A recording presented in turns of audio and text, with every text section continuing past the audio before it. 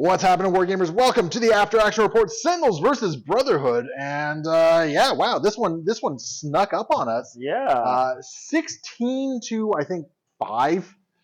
16 to 5 is what the final score was. As the Brotherhood just snuck up, grabbed all the hammers in round 2. And yeah, I just could not come back. I had some dice that did not work with me at all. No. Lousy crossbones failed to take out Blob. Toad was just obnoxiously strong. The worst part about this, I don't know if this is the worst part, but we actually had to redo an interaction between Sentinel Prime and Mystique. Yeah. And I feel comfortable saying this. Unfortunately, when we were doing it, we forgot about the hammer costing 1 extra for tactics cards. So between the root didn't matter. No, but it was the thing that reminded us. Yeah, it was the Warpath and the Smash ended up costing a lot more as a result, and I couldn't actually do some things. Because originally I had taken Mystique out, and then oh, wait a minute. Oh, no. And wouldn't you know it, that was game-changing, because then Mystique went on to just absolutely dummy this Sentinel here. Who knew Sentinel's weakness was bullets? Yeah, apparently bullets. Yeah. Jeez, that's all the mutant population needs to do. Just get some AR-15s and go to town on the Sentinels. Right? Because apparently they're plastic. Yeah. They're spending so much time defending against Magneto. Yeah. Yeah. You gotta have other plans, guys. You can't just plan for one guy. But yeah, so that was really unfortunate. I gotta say, I think Toad and Blob were kind of your heroes of this game because they did really well. They did amazing work. While I was sad that my grand deception to pull you up and start slapping you with Toad and Blob early was not happened. No leapfrog on that first turn.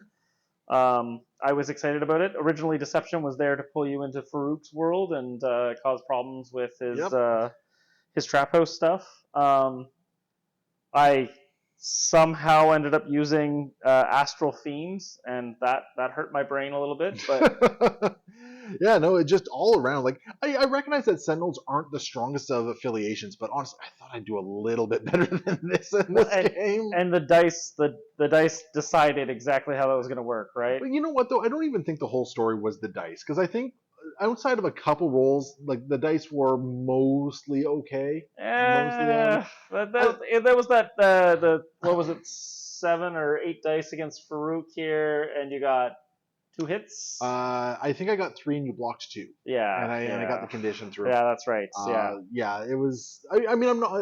That's the thing. There was a couple dice rolls where yes, absolutely, they did not go the way I needed them to, and I think they happened in key moments. But I think otherwise, my dice were all right. They weren't awful. They weren't terribly spiked or cracked or anything like that.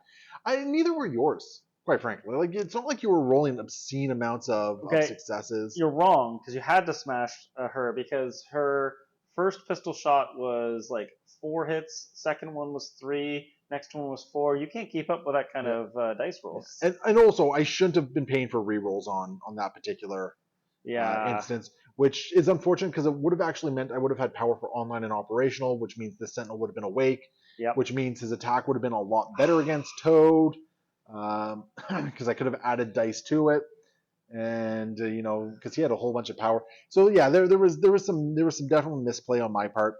But yeah, the Sentinels are just a little on the rough side of things. Yeah. I do hope AMG ends up seeing them and seeing if they can do a little Christmas. Christmas in July? Yeah, exactly. I will say, though, I liked your team. I think your team performed quite well. I think Farouk did some decent stuff. If he wasn't against, good psychic or mystic defense things, he probably would have been a little bit more impactful. Part of me wanted to wait to use Deception to pull Crossbones up into his thing, and I'm like, yes, really, Chris? You need to do this against Crossbones. He's got enough problems. He's Crossbones, He's Crossbones, right? Man. I think what actually kind of hurt me the most was the double D-shaped map. Yes. The mission was a little wild on you. You were saying that you would have been fine if one was D and the other one wasn't, but I think that the double D forced me to spread out too much. My original plan was actually to just go heavy on one side, and I think I should have stuck with that. Well, and the worst thing is, I was planning on doing the false flank as well, and it was like, Iceman's over here, and then attack, run away! And I'm like, yeah, this is going to be great. Wait, what? Yeah, I have to admit, I thought I was going to have an easier time trying to take down Toad and even Blob, because I had a lot of energy attacks. You did, here. yeah. Huh.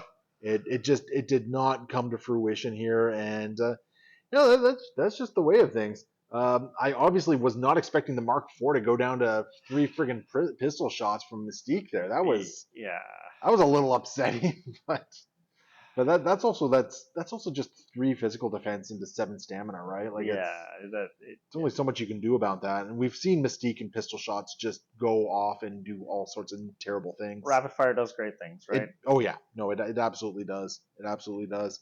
But yeah, like best I can really say is I think I made a couple misplays with some positioning, and a couple of rolls didn't really kind of go through the way I needed them to go through. Something that always kind of gets Sentinels, which is probably why they just deserve a little bit of extra working.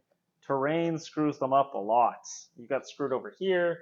The truck kind of screwed you because you didn't want to be as close as you were to Mystique, but you kind of had to hop over the truck or stand on the truck. Yeah. And yeah. Well, I was also hoping to maybe get within to the not get deceptions. Yeah. And unfortunately, that was my mental measurements were way off on that one. Fair. And maybe Crossbones should have moved up there to kind of provide that buffer. I think if I were to make this list again, Crossbones was probably not the right 3 threat. That's fair. Like, we wanted to give him a chance because he is the better Crossbones, right? Like, he has a lot of better tech than he used to. And again, I think if in a lot of other scenarios, a lot of other secures, I think he would have done a little bit better. Yeah. On this, to be completely honest. Actually, this is probably Crossbones' worst map. And unfortunately, it was like a double D map, and like, well, there goes the neighborhood. And yeah, that's just kind of what it came down to, unfortunately. And I mean, it would have been nice to have somebody either a little bit more mobile or who had a little bit more control. Yeah. Because I don't want to say I was playing 3 threat down, but I mean, Crossbones really didn't do anything there until round 3, and unfortunately, he left Blob at 1 health remaining. Yeah. So maybe double energy attacks was the way to go into Blob. I don't know. Maybe, yeah. Like I rolled the 8 dice physical, hoping it's like, okay, well, I'm hoping for crits, explode into some stuff, just really go hog on that. But it is what it is, I guess. And at the same time, I mean, that 7 points snuck up on us. Yeah, we weren't did not expect that. Yeah, we weren't doing the math there. And you score 7, and that's game. It's like, wait, what? So yeah, crazy. Yeah, pretty straightforward game though, but a good one. It was good to see Brotherhood on the table doing some cool stuff there. Yeah. It'd be cool to see Sentinels do some cool stuff one day. One day, maybe.